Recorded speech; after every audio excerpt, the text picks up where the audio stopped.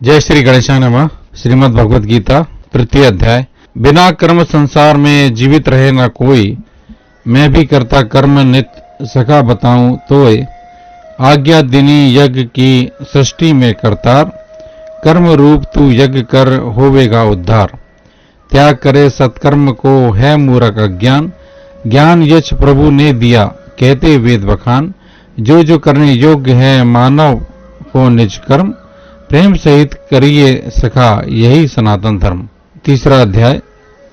अर्जुन ने श्री कृष्ण भगवान से पूछा कि हे जनार्दन, आप तप से कर्म से बुद्धि को श्रेष्ठ मानते हैं तो केशव जी मुझे इस घोर कर्म में क्यों डालते हो? तब श्री कृष्ण बोले, मैं पहले समझा चुका हूं कि जिससे कल्याण हो इसके दो मार्ग हैं। प्रथम ज्ञानियों के लिए ज्ञान योग और कर्मियों के लिए निष्कर्म योग है।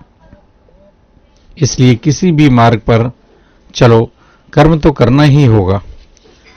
कर्म के ना करने से ही निष्कर्मता का साक्षात्कार तो हो नहीं सकता। कर्म को कोई छोड़ भी नहीं सकता। प्रकृति के अधीन उसे सोना उठना आदि कर्म करने ही पड़ते हैं। जो मूढ़ बुद्धि हट से इंद्रियों को रोककर मन से उनका भोगों का ध्यान करता है, वह दंभी कहलाता है। जो पुरुष इंद्रियों की लगाम मन से थामे हुए भोगों में लिप्त हुए बिना कामेंद्रियों से कर्म करता है, वह श्रेष्ठ है। इसलिए तू कर्म तो कर ही, कर्म ना करने से कर्म करना सदा अच्छा है। बिना कर्म जीवन निर्वाह भी नहीं हो पाएगा। हे अर्जुन, जो कर्म भगवान के निमित्त नहीं किए जाते, वे मनुष्य को इस आवागमन के चक्कर में बांधते रहते हैं। इसलिए निष्काम होकर कर्म कर। ब्रह्मा ने प्रजा की रचना के साथ यज्ञ बनकर आज्ञा दी कि यज्ञ द्वारा तुम लोग बढ़ोगे। यह यज्ञ तुम्हारा कामधेनु रहेगा।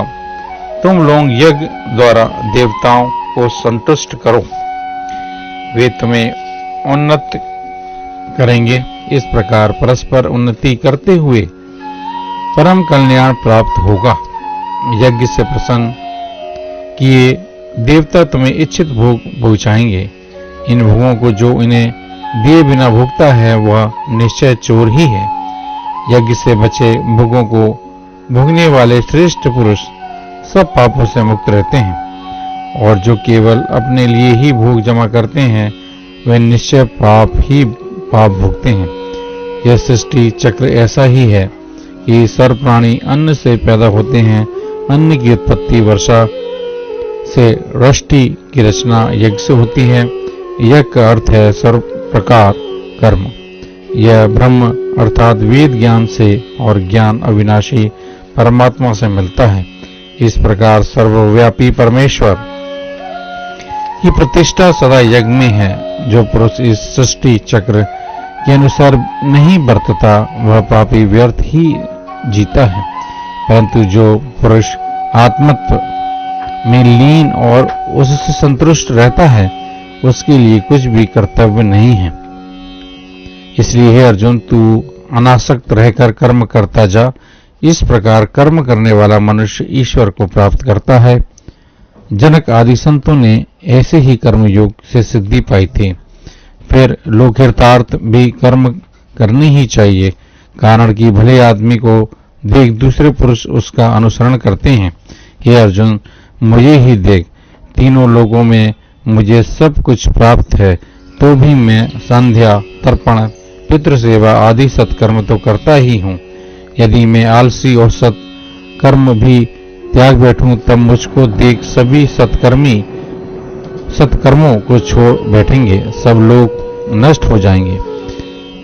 प्रजा में वर्ण संकरता हो जाएगी और मैं सारी प्रजा का विनाशक कहलाऊंगा। अतएव हे अर्जुन, अज्ञानी पुरुष आसक्ति कर्म करते हैं, वैसे ही ज्ञानी पुरुष लोगों की शिक्षा के लिए आसक्ति रहित कर्म करते हैं। कर्म करना छोड़कर अज्ञानियों में कर्म के प्रति अश्रद्धा उत्पन्न न होने दें। अपितु स्वयं समता बुद्धि रखता हुआ उनसे भी वैसा ही कर्म करवाए। हे अर्जुन, वस्तुतः कर्म प्रकृति के गुणों द्वारा किए हुए होते हैं। वस्तुतः तो कर्म प्रकृति के गुणों द्वारा किए हुए होते हैं और अहंकार वाला पुरुष कहलाता है। मैं करता हूं ऐसा समझता है, परंतु जो ज्ञानी पुरुष गुण विभाग और कर्म विभाग के तत्व को जानता है, आत्मा को इन दोनों से निर्लिप्त अनुभव करता है, वह जानता है गुणों में वर्तते हैं, इसलिए वह कर्मों में से सुखी अथवा दुखी नहीं होता। प्रकृति के गुणों से भ्रांत बुद्धि पुरुष प्रकृति के गुण और कर्मों में लिप्त होते हैं। अल्प बुद्धियों को ज्ञानी पुरुष चक्कर में न डालें।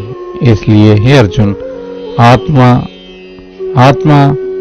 विमुख होकर मुझ में सब कर्मों को अर्पित कर, आशा और ममता को त्याग निश्चित ही युद्ध कर। जो मनुष्य सदा श्रद्धा से मेरी यह सलाह मानते हैं, वे सब कर्म बंधन से छूट जाते हैं, और जो इनमें मीन मेघ निकालते हैं, इसके अनुसार बरतते नहीं, वे भ्रांत बुद्धि कल्याण मार्ग से भ्रष्ट हो जाते हैं। ज्ञानी अपने स्वभाव के अनुकूल कर्म करता है, सभी स्वभाव के अधीन है, हट से कोई लाभ नहीं होता। मनुष्य को चाहिए सभी इंद्रियों के भोगों में जो राग द्वेष की भावना भारी रहती है, उसके अधीन ना हो। कल्याण के मार्ग में बाधक ये दोनों ही लुटेरे हैं। गुण रहित भी अपने स्वभाव के अनुसार किया हुआ कर्म अच्छी प्रकार साधे हुए दूसरे के स्वभाव अनुसार धर्म से अधिक अच्छा है। स्वधर्म के साधन में जीवन खपा देना कल्याणकारक है, दूसरे का धर्म भयकारक होता है। यह सुनकर अर्जुन ने पूछा, हे युधिपति, यह तो बताइए कि ना चाहते हुए भी मानो खांडे के जोर से पुरुष से पाप कौन कराता है? खांडे के जोर से पुरुष से पाप कौन कराता है? भगवान श्री कृष्ण ने कहा, रजोगुण से उत्पन्न काम ही क्रोध है, जो मनुष्य को पाप की ओर ले जाता है। इसकी भूख बहुत बड़ी है, यह बड़ा पापी है। इसको तू अपनी बेरी जान।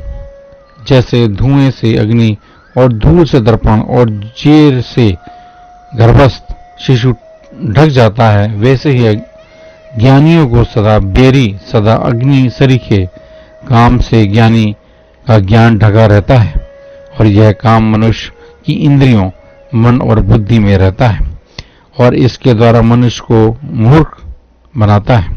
इसलिए हे अर्जुन, तू पहले इंद्रियों को अपने वश में कर, ज्ञान विज्ञान को नष्ट करने वाला इस पापी काम को विध्वंस कर। जो तू समझे कि यह मेरी शक्ति से बाहर है, सो बात नहीं, कारण कि इंद्रियों से सूक्ष्म मन, मन से सूक्ष्म बुद्धि और बुद्धि से सूक्ष्म आत्मा है। इस प्रकार आत्मा सबसे सूक्ष्म और अधिक बलवान है। उसके द्वारा दर्जन रूपी काम शत्रु को मार। तीसरे अध्याय का महात्म्य। श्री नारायण जी ने कहा, हे लक्ष्मी, एक शूद्र महान मूर्ख अकेला ही एक वन में रहता था। बहुत अनर्थ करके उसने बहुत सारा धन जमा किया था, परंतु किन्हीं कारणों से वह सब धन जाता रहा।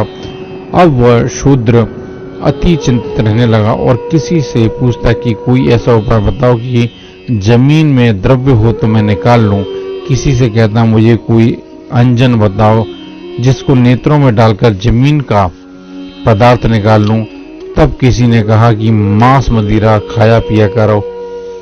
वह खोटा कर्म करने लगा, चोरी करने लगा। एक दिन धन की लालसा कर चोरी करने गया, राह में चोरों ने मार दिया। बाद में उसको प्रेत की योनि मिली। इस योनि में उसको बड़ा बुरा कष्ट हुआ। एक वट के पेड़ पर रात दिन चिल्लाया करता कि कोई ऐसा भी है जो मुझको इस अधम देह से छुड़ावे। कुछ समय बाद उसकी स्त्री से पुत्र जन्मा। जब उसका पुत्र बड़ा हुआ तो एक दिन अपनी माता से उसने पूछा कि मेरे पिता क्या व्यापार करता था। और उसका देहांत किस प्रकार हुआ। तब उसकी माँ ने कहा, बेटा तेरे पिता के पास पदार्थ बहुत था और वह यूं ही जाता रहा। वह धन के चले जाने से चिंता में रहने लगा। एक दिन धन की लालसा से चोरी करने गया, परंतु राह में चोरों ने मार डाला। तब उसने कहा कि हे माता, उसकी गति कराई थी। तब माता ने कहा, नहीं। पुत्र ने कहा, हे माता, उसकी गति करानी चाहिए। माता ने कहा, अच्छी बात है। तब ब्राह्मणों से पूछने लगा, प्रार्थना करी, हे स्वामी, मेरे पिता एक दिशा में जाकर मृत्यु को प्राप्त हुआ है, उसका उद्धार किस प्रकार होवे। तब पंडितों ने कहा, गया ही जाकर उसकी गया करो, तब पितरों का उद्धार होगा। यह सुन उसने माता की आज्ञा लेकर गया जी को गमन किया। प्रयागराज का दर्शन स्नान करके फिर आगे को चला। रास्ते में एक वृक्ष वहां था जहां उसका पिता प्रेत योनि को प्राप्त हुआ था। उसी जगह चोरों ने उसको मारा था। तब उस बालक ने अपने गुरु मंत्र पढ़ा। उसका एक और भी नियम था कि वह एक अध्याय श्री गीता जी का भी नित्य पाठ किया करता था। उस दिन उसने गीता जी के तीसरे अध्याय का पाठ कर उस वृक्ष के तले बैठकर किया।